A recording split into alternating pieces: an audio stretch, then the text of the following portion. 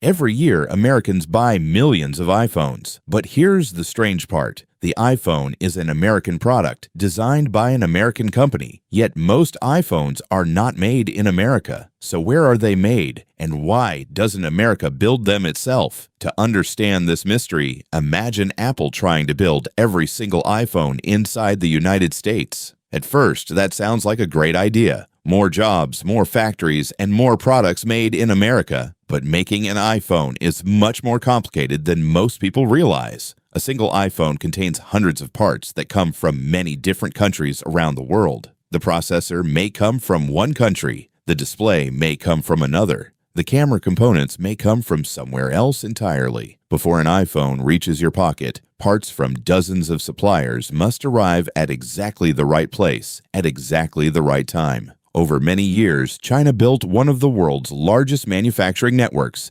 Thousands of factories, suppliers, and workers operate close together. This means companies can quickly receive parts, assemble products, and ship them across the world much faster than many other regions. Another important reason is scale. Some factories can employ tens of thousands of workers and increase production incredibly fast when demand rises. Imagine Apple suddenly needs millions of extra phones before a holiday season. Manufacturing hubs can often respond much faster than smaller factory networks. Labor costs have also played a role. For many years, producing electronics overseas was significantly cheaper than producing them in America. However, things are beginning to change. Rising costs, supply chain concerns, and global tensions have encouraged companies to reduce dependence on a single country. That's why Apple and many other technology companies have expanded manufacturing into countries such as India and Vietnam. But moving production is not as easy as packing boxes and changing locations. Entire supply chains must move together. Factories need trained workers. Suppliers need transportation. Parts need warehouses.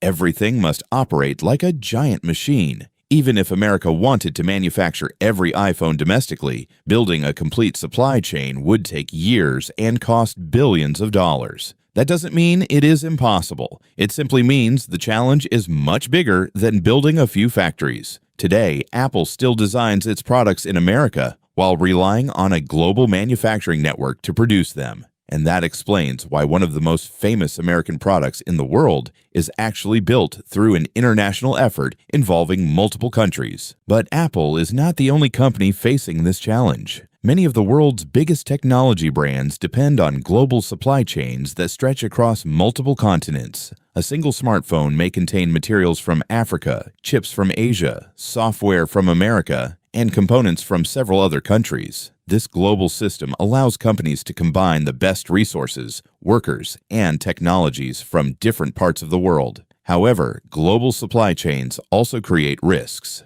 If one factory stops working, thousands of other businesses can be affected. The world saw this during the COVID-19 pandemic, when factory shutdowns and shipping delays disrupted production across many industries. Suddenly, companies realized how dependent they had become on complex international networks. As a result, many governments started encouraging businesses to move some manufacturing closer to home. In the United States, leaders began discussing ways to strengthen domestic manufacturing and reduce reliance on foreign suppliers. Supporters believed this could create jobs, improve security, and make supply chains more resilient during global crises. Critics argue that producing everything domestically could make products much more expensive for consumers. Imagine paying significantly more for the same smartphone simply because every component had to be produced locally. This creates a difficult balance between lower costs and greater independence. Companies must constantly decide whether saving money is more important than reducing supply chain risks. At the same time, advances in automation are changing the conversation.